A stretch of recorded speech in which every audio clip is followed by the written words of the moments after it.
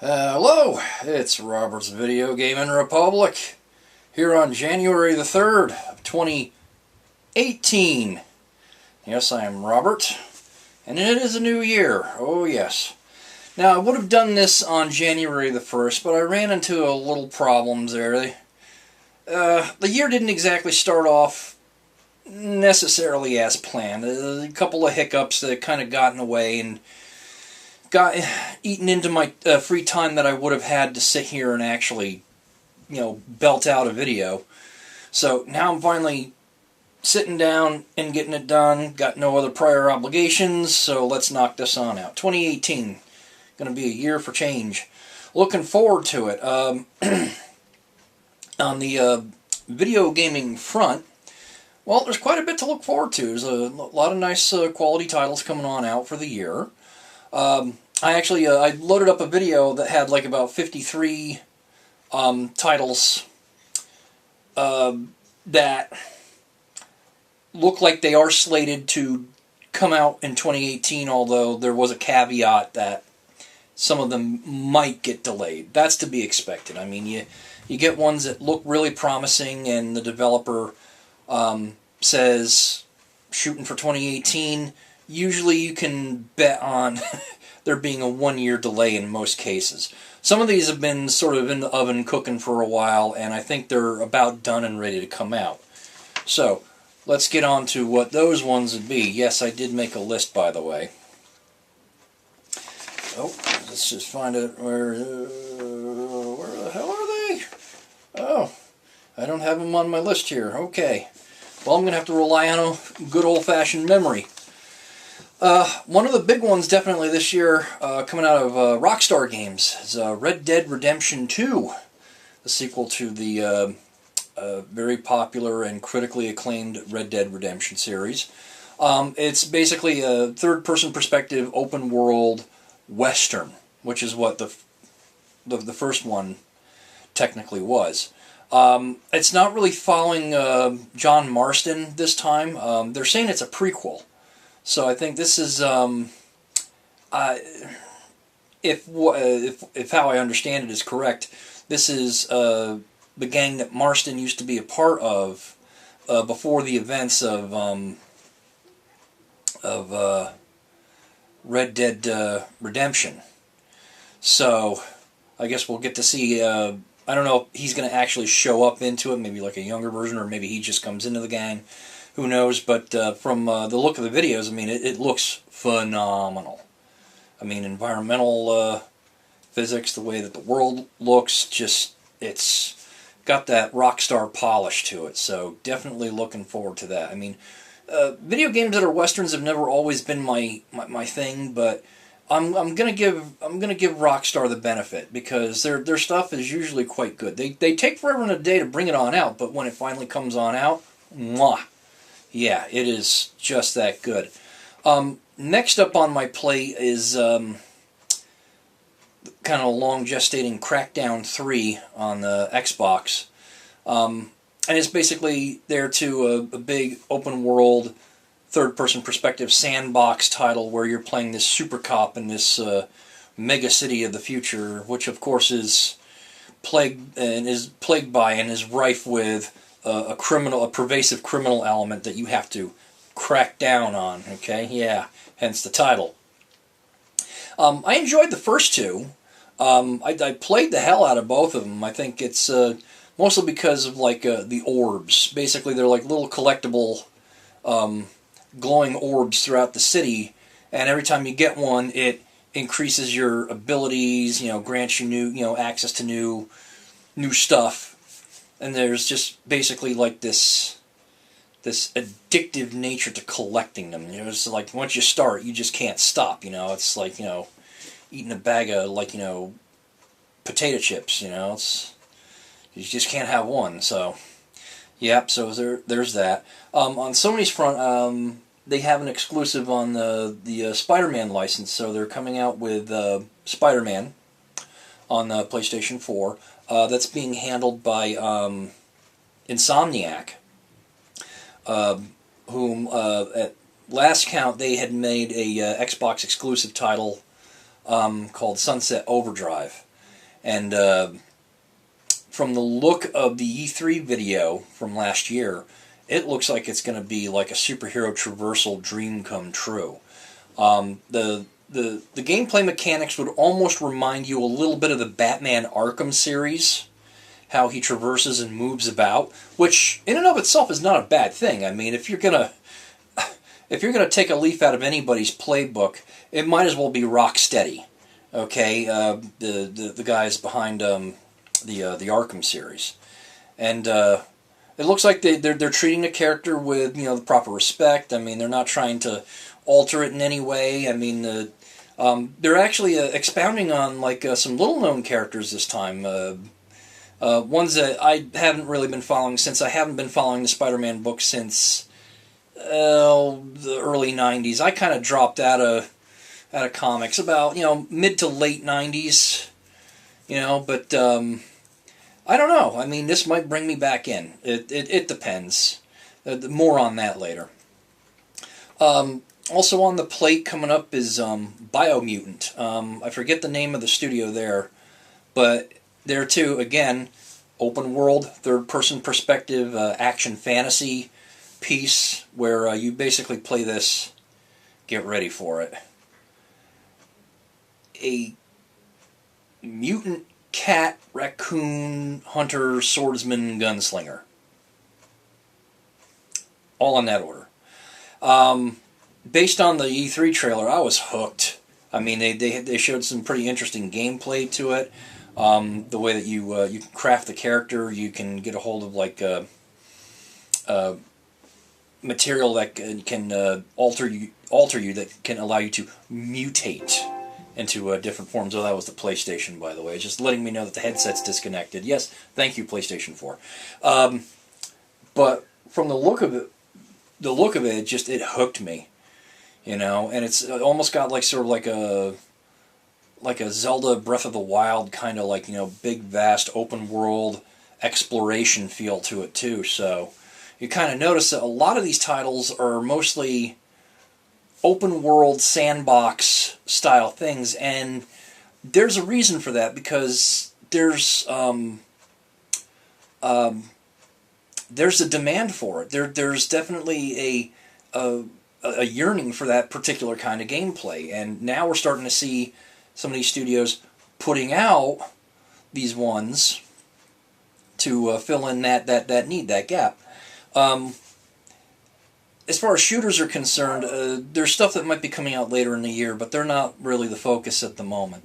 Another one which is an Xbox exclusive, I think it's an Xbox exclusive, I could be wrong, was Code Vein. And that's coming out of Japan, and it's sort of a, almost like a Dark Souls-esque third-person perspective hack and slasher, but with like a anime-style elements thrown in, like this really dark, gothic, vampiric world.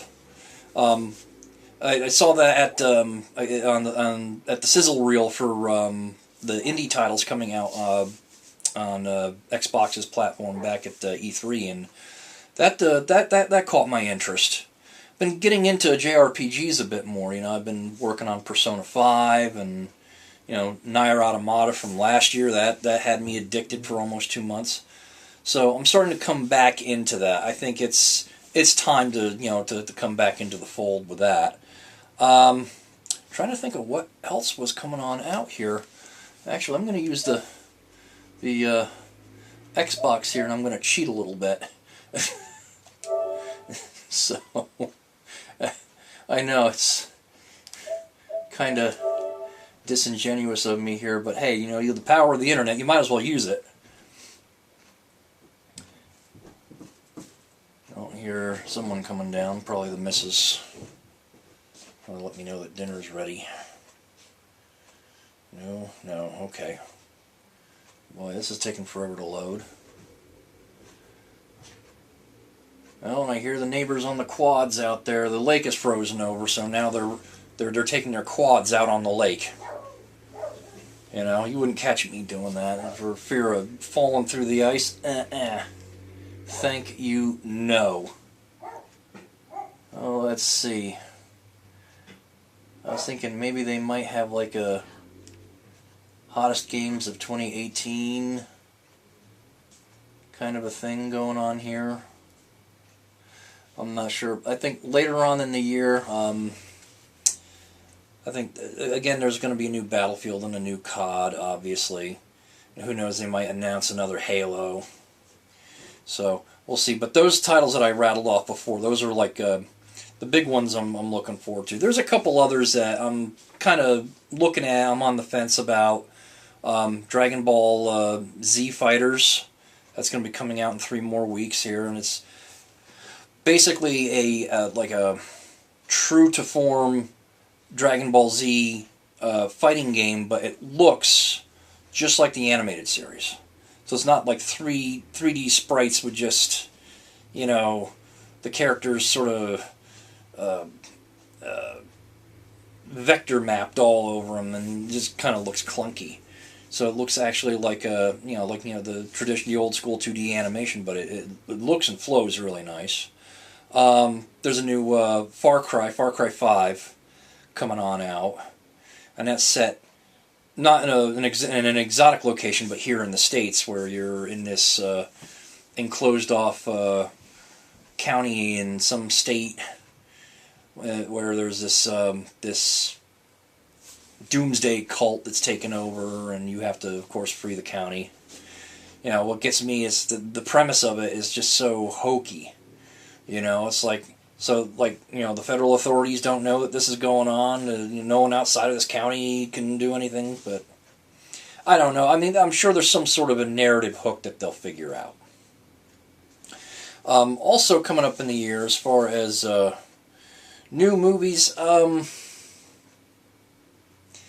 as far as like big flicks coming to mind, definitely Avengers, Infinity War. Simply because I love Marvel, and every one of the Avengers flicks have been pretty good. Okay, and they've been building up, and this is the big fight with the shadowy big bad Thanos, the Mad Titan. And he's out to go collect them Infinity Stones finally to form the Infinity Gauntlet, rule the universe. There's another Marvel flick, The Black Panther, with Chadwick Boseman reprising the role as the Wakandan king turned superhero. So, might go and take that on in. Nothing here on my list. Most of this was stuff here that I had kind of gone over from like last year. But as far as events to attend, we're going to see what happens. I got to see how money pans out. We'll still probably do like little local things like Toy-Con and AVGC, Chiller Theater. There's like a couple other little area, comic book, collectible, anime, horror, you name it kind of conventions and shows and things. My daughter was kind of hitting me up to see if we could go and do BlizzCon out there in Anaheim, California, and I'm like, okay. It depends very heavily on whether I can A, get tickets, and B, how much it's going to run us to fly out there and stay there for 3 or 4 days. So, that would be lovely if we could. I mean, I think it would only really be me and her. I can't bring the whole clutch with me. That'd be too much work on me. I'm the duly designated pack mule of the family. I get to carry everything. So, as far as the New Year's is concerned, as I was stating before, big changes are coming. I'm currently looking into, hopefully, some new employment, because I got to start bringing in some more coin.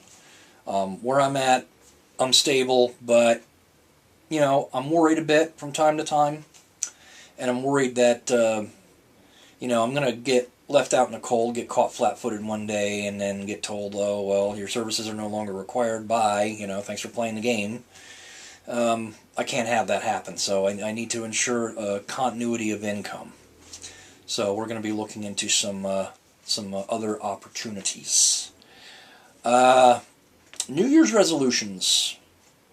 Well, I got one that was an old one from last year, which was to basically give up on national news coverage.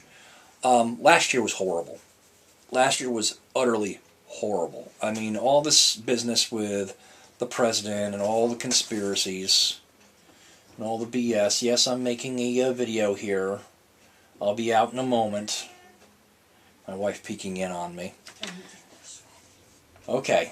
All right, I'll be up in a minute. And all this business with him, being a Russian sympathizer, a Nazi, a white supremacist. It's so stupid, They just saturated the news so much so with it that it was egregious. To be honest, I don't care if the man was a Russian sympathizing Nazi zombie robot sent from Mars to take over the planet. Because A, it's too fantastical a thought, and B, this guy is about as far from being a dictatorial overlord as it gets. He's got more in common with P.T. Barnum than he does anybody else. He's no Hitler, he's no Stalin, he's no Genghis Khan, Attila the Hun, Count Vladimir Dracula. Please. So I'm cutting out national news coverage. I can't. Local news coverage, yes, so as I can kind of find out about the weather, like the big snowstorm that's coming later tonight and tomorrow morning, and like local stuff that would affect me directly. But otherwise, nope, done. Fox, no more. CNN, no more. MSNBC, go fuck yourself. All the others. I might do stuff like unfiltered stuff like Drudge, but beyond that, yeah, I can't. It was too much. Wherein concerns to the entertainment, the games and the movies, I got to be paying attention to the reviews more often and not be doing day one purchases. Reason for that being is that I don't want to say that I got stung on Star Wars Battlefront 2, what with all this microtransaction business, but it would probably save me more money and heartache to know if there's major problems with this stuff before I go in there and drop my coin. This also pertains to the movies, as opposed to, well, the reason I say that is I definitely got stung on Star Wars The Last Jedi, which is a complete and utter social justice warrior. It's just terrible. Terrible. There are defenders out there who says, like, oh, no, it was a good Star Wars movie. Guys, if you're if you're a self-respecting Star Wars fan, don't kid yourself. Okay, this is not your Star Wars that you grew up with back in '77. This is some left-of-center activist director's vision, and it was basically Star Wars in name only.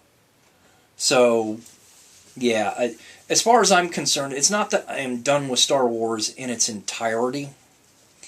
It's just that I will be happy with the old stuff. I'll be happy with the old books, movies, and games. Anything new beyond this point is just, if it's going to be flush with activism, I can't be bothered. And that goes for a lot of entertainment. We're seeing a lot of this, cocktail party Marxism finding its way into just about everything, in TV, the music, movies now, and now even the games, which if you're attempting to push that particular narrative on me and my entertainment as a consenting adult, I have the wherewithal to see it coming and avoid it.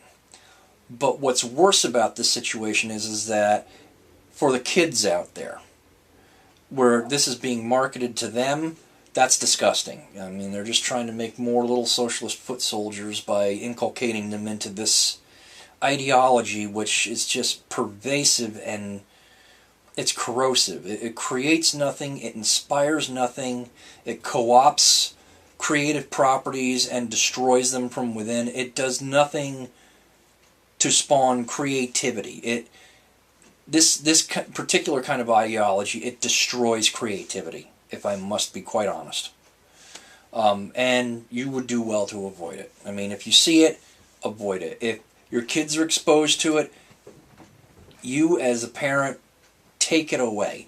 And, you know, go back to sitting around and reading a good book. Alright, which is what I've been doing. You know, well, and my games, but, you know, those ones that aren't being invaded by SJW stuff. And that's, again, why I say, look at the reviews. Don't go out and just buy the game on day one. Don't go out and see the movie on day one. Wait till you hear reviews from your peers. And watch out for the professional reviewers. These guys are basically bought and paid for by the studios. They want to get in on these press junkets and be able to get these posh invites to these premieres from, you know, all these outfits. And of course they're going to give glowing reviews, but they're being disingenuous. So peer reviews are the way to go. Professional stuff, though, yeah, you already know that, you know, their palms have been greased, so you're not going to get an honest opinion out of them.